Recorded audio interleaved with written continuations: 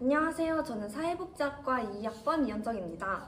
제가 소개해드릴 전공과 교양 필기법은 바로 필사입니다. 필사? 그거 되게 비효율적인 거 아닌가? 라는 생각이 들 텐데요.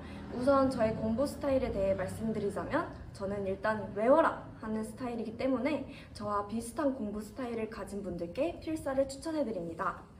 저 같은 경우는 보통 책 내용 전체 혹은 교수님께서 주신 수업 자료 내용 전체를 필사를 합니다.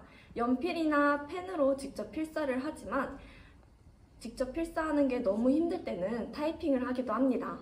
이렇게 필사를 할 땐 그 내용에 온전히 집중을 할 수 있으므로 내용의 흐름을 전체적으로 이해할 수 있고 수업 시간 외에 내용을 한 번 더 읽으며 중요한 부분을 찾아낼 수 있기 때문에 저는 필사법을 추천해 드립니다.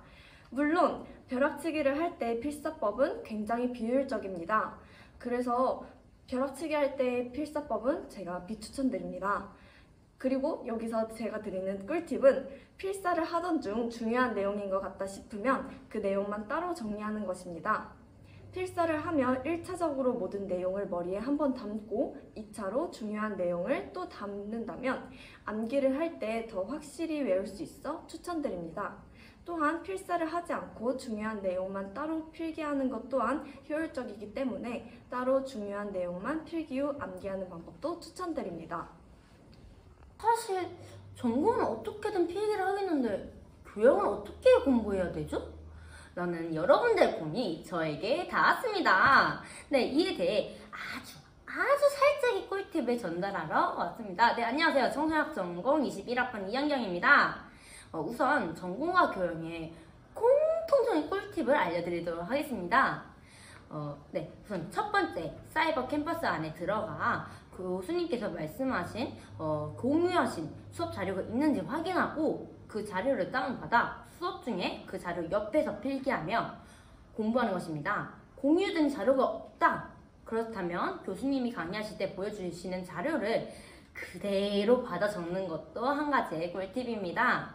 네, 그리고 두 번째, 사실 저희는 한 번 본 것을 다 기억하는 그런 초능력자는 아닙니다. 그렇기 때문에 강의 내용을 녹음하고 그대로 베낀 강의를 들으며 다시 정리하는 것도 좋은 필기법입니다. 하지만 가장 중요한 부분은 개념을 이해하며 필기하는 것이 제일 좋은 필기법이라고 생각을 합니다.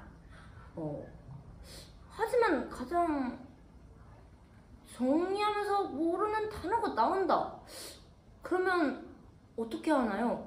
근데 대다수의 분들이 그냥 아마 공부를 하실 거예요. 근데 그렇게 하기보다는 사전을 통해 이해하고 다시 노트와 한글 파일에 정리하는 시간을 가지며 공부하고 필기하신다면 에이플 문제 없을 것입니다. 사실 가장 기본적인 방법을 알려드렸는데요. 이 세 가지 방법을 활용하며 여러분들만의 좋은 필기법을 찾으시기 바라겠습니다. 감사합니다. 안녕하세요. 보건학부 물리치료학과 2학번 남소연입니다.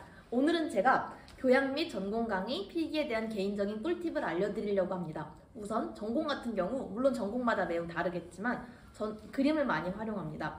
저희 과는 물리치료학과인 만큼 인체의 움직임을 주로 다루기에 근육과 세부신경에 대한 내용이 매우 많습니다. 저는 이러한 그림들을 활용하여 직접 다시 그려보기도 하고 빠른 암기를 위해 그림 위에다가 다시 그려보기도 합니다.